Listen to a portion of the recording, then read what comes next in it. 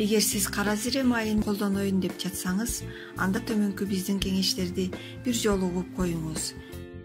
Сиз ар дайым ачкарын бир аш кашыктан балга аралаштырып ичип туруңуз. Кара зирени колдонуу кандагы канттын деңгээлин эң сонун төмөндөтөт. Жиликтин чучугунун жана иммундук системанын жашоо үчүн маанилүү болгон клеткалардын иштелип чыгуусун жөнгө салат. Ич өткөн кезде ошондой эле заара чыгарууга байланышкан ооруларга даба болчу каражат катары колдонулат. Көздүн көрүүсүн жакшыртуу үчүн кара зирени майдалап, ирис майына аралаштырып жыттоо зарыл. Тишиңиз чыдатпай ооруп жатса, кара зирени кайнатып, суусу менен тишиңизди чайкасаңыз, ооруну заматта басат. Катуу шишикке, варикозго, көз ооруларга да эң сонун даба. Суук тийгизип алганда мурунга тамчылатуучу каражат катары колдонулат. Ал үчүн зирени төмөнгүчө даярдап алса болот. Адегенде аны тегерете отко кактап бышырып алат да, кайра аны майдалайт. Анан ага бир аз май кошуп, мурундун ар бир таноосуна 3-4 тамчыдан тамчылатат. Бөйрөктөгү жана табарсыктагы ташты майдалап сыртка чыгарат. Иштеги мите курттарды сыртка айдап чыгарат. Кара зирени жылыткыч, компресс катары чекеге коюп таңса болот. Бул өсүмдүктүн көңүлдү тынчытуучу, унутчаактыкты дарылоочу касиети да бар. Нерв системасын жана баш мээнин дарыларын дарылоодо жакшы таасирин тийгизет. Майы кара зире ишке болгон жөндөмдүүлүктү жана жашоо тонусун жогорулатат.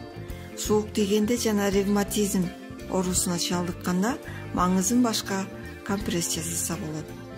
Кара зиренин майын жылаан чакканда ууланууга каршы эң сонун каражат. Лимфа түйүндөрүнө жакшы таасир этип, анын азайышына өбөлгө түзөт. Чачтын өсүшүн калыбына келтирип, агарып кетишине да каршы колдонулат. Карындагы жана ашказандагы мите курттарды өлтүрөт. Сасык тумоону, жөтөлдү, демиккенди, сарыкты, тукумсуздукту дарылайт. Кара зирени майын булардан башка да көптөгөн касиеттери бар. Түнкүсүн уксуска чыланып, андан соң жанчылган кара зире өнөкөт баш ооруну айыктырууда да жана нерв оорусунан уламшал болгондо жыттаса болот. Рак оорусуна табылгыс дары. Кара зире рак шишигин дарылоодо жана алдын алууда идеалдуу өсүмдүк болуп эсептелинет. Рак оорусуна кабылгандар күн сайын таң ата электе ачкарын кара зиренин бир орточо башынын ширесин ичип турушу зарыл. Бир айга созулушу керек. Дал ушул ыкма менен рак оорусун дарылоого болот. Тамагынан ооругандар күн сайын кара зиренин майын балга аралаштырып ичип туруш керек. Жөтөлгө каршы дарылоо.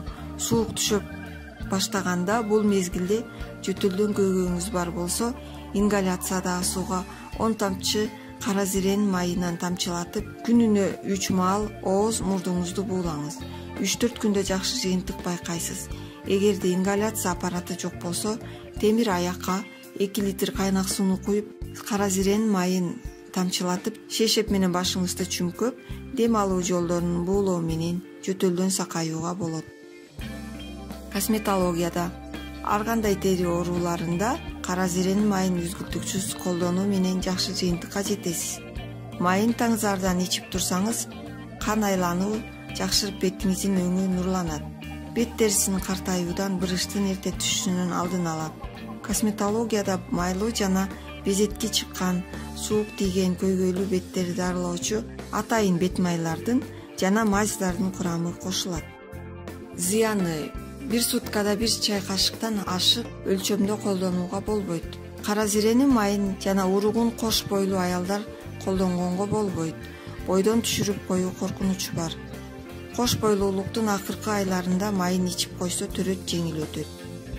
Эгер адамдын тиштери жана көзүнүн кареги имплант болсо же илеби операция жолу менен шишетилген болсо, кара зире колдонууга болбойт.